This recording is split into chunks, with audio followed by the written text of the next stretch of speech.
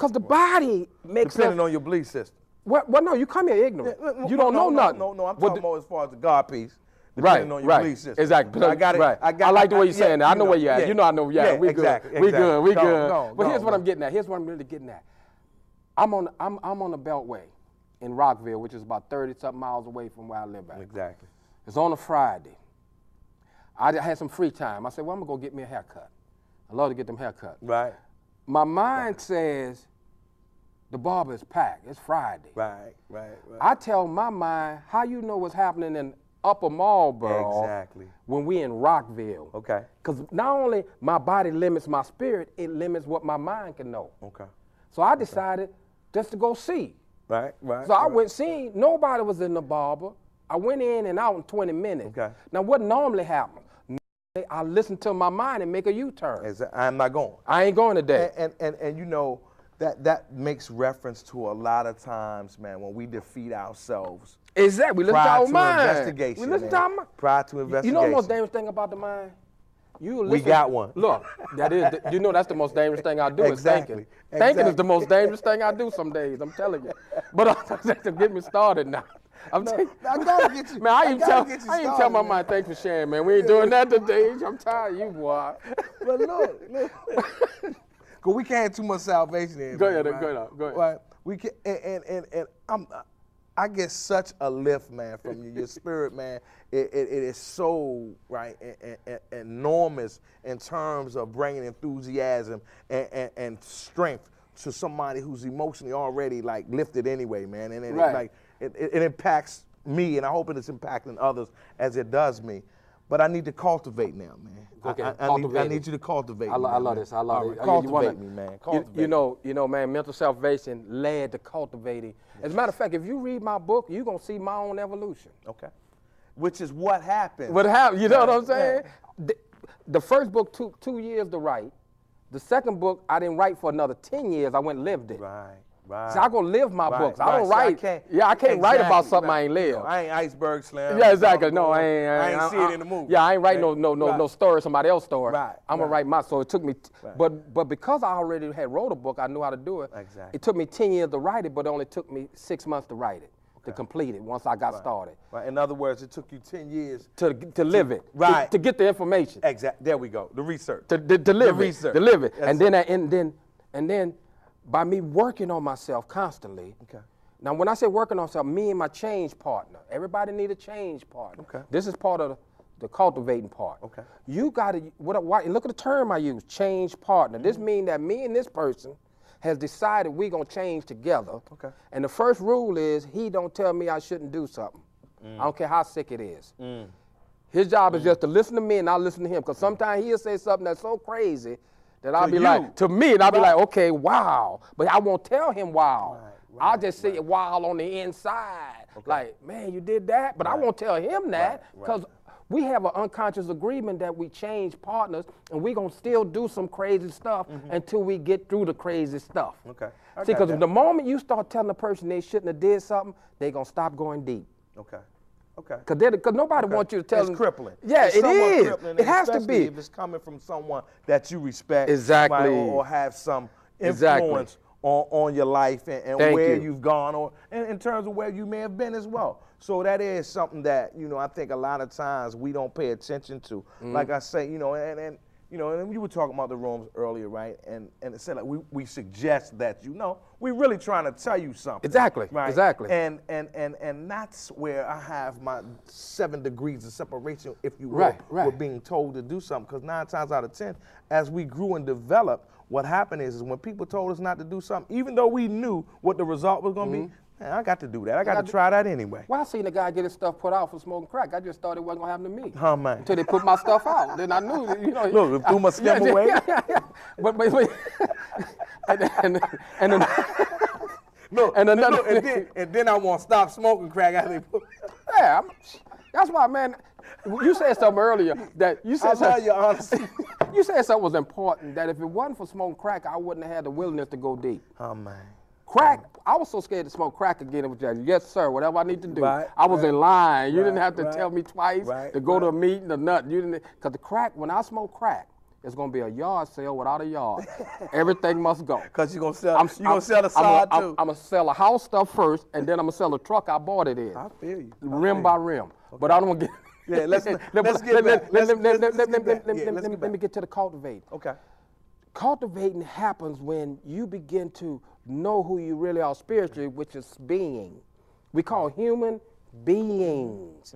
Where's the being? Inside the human. Okay. Right? Everybody's teaching us how to be human. Ain't nobody teaching us how to be a being. Okay. And I actually tell people, regardless of your physical expression, you experience your physical experience as a being. Okay. Here's what I mean. Yeah. Say, for instance, I'm a Christian, in the physical world. Okay. But in the inner world, I'm a being. Okay. So when I feel fear, being a Christian ain't gonna stop me from feeling that. Fear, exactly. Why is that? I got you. Because my experiences are how I experience them is determined by my mind and emotions. Okay. So I need to cultivate present moment awareness to become aware of what I'm experiencing life as. Okay. See, if I can see the reaction, I can't be it.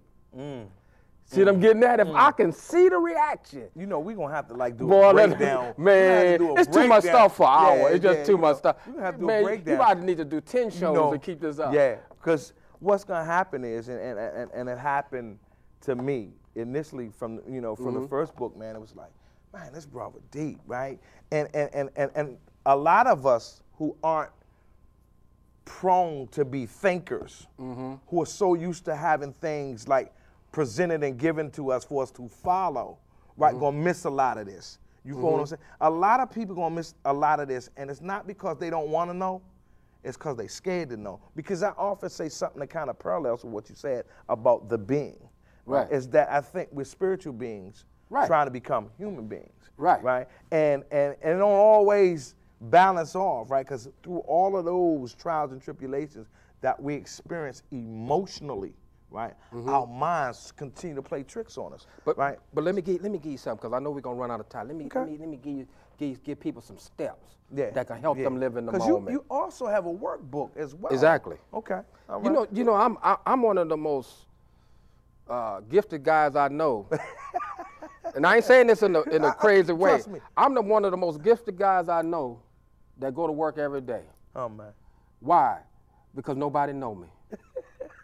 My folks don't listen to me. Right. Do you know it's hard to be around a lot of people at the level you left?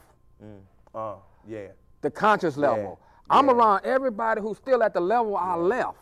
Yeah. And man, I have to watch my own frustration, and it'll isolate you if you don't watch it. Right. And I know I have to be sociable, or I'm gonna go crazy by myself. Okay. That's why geniuses go crazy. Because they isolate. They by themselves. And I don't want to go crazy, so I go to events and I be me. Is that part of the cultivation? That's part of the cultivation. Okay. You got to go to places and be you. Don't worry about who get mad. Right.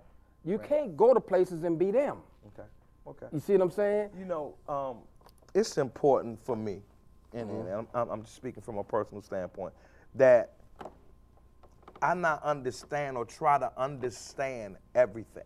Right, and prior to this investigation and this interaction that we shared, man, I started to do some things to try to free myself without knowing, right, how to go about it. You know, I mean, it's like I knew what was causing me heartache and pain, frustration and fear, but I didn't know how to tap into it, right?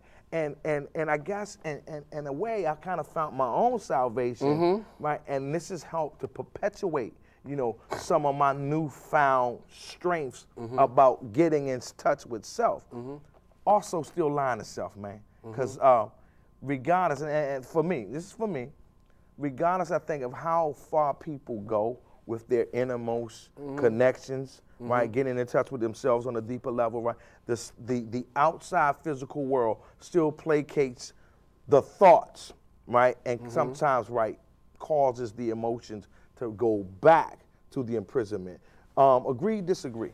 I agree. Here's the key. That's why it's a process. Okay. That even days I go off. Yeah. But here's the key. Because I've been working on being in the moment, the feeling that used to trap me now promotes me. Okay. Here's what I mean. Okay. I got it. I'm there. But I'm saying so they can know. Here's what I mean. Let y'all know, right? Yeah, the people Okay. the emotions that say the emotion of anger that used to trap me in reaction. See, the prison I'm talking about is a prison of reaction. Yeah. It's not a key you can use. It's you can react. See, remember, your mind and emotion stays the same because they feeding off your reaction. Right. If your reaction changed, it stores that experience back in memory differently. Okay. So when it pulls it up again, it don't have the same energy. Okay. You're actually dissolving it. Okay. See, you're dissolving it through non-action. Okay. See, but I'm with you, look, react or act. But that's the key.